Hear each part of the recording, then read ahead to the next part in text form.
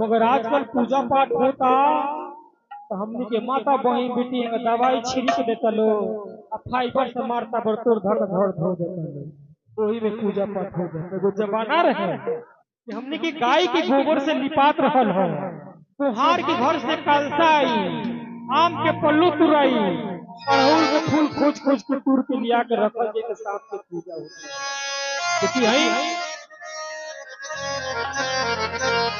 बबलू भैया धनंजय भैया की तरफ से बहुत बहुत रुपये का पुरस्कार बा, इनाम बा, आशीर्वाद बा। हमरा अमरेंद्र भैया की तरफ से बहुत बहुत रुपये का पुरस्कार बा।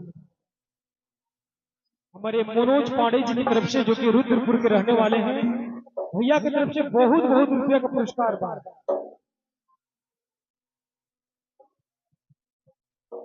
मनोज पांडे धाकड़ रुद्रपुर की तरफ से बहुत बहुत रुपये के पुरस्कार बा, इनाम बा, आशीर्वाद बा।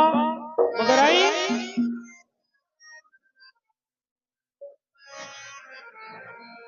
देखिए हमारे अरविंद यादव जी की तरफ से बहुत बहुत रुपया का पुरस्कार बा, इनाम बा, आशीर्वाद बा। राष्ट्रीय जनता दल की तरफ से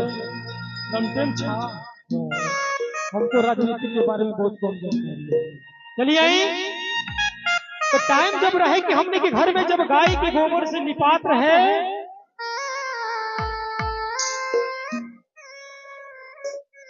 बशीर नेता के तरफ से 101 रुपया के पुरस्कार बा, इनाम बा।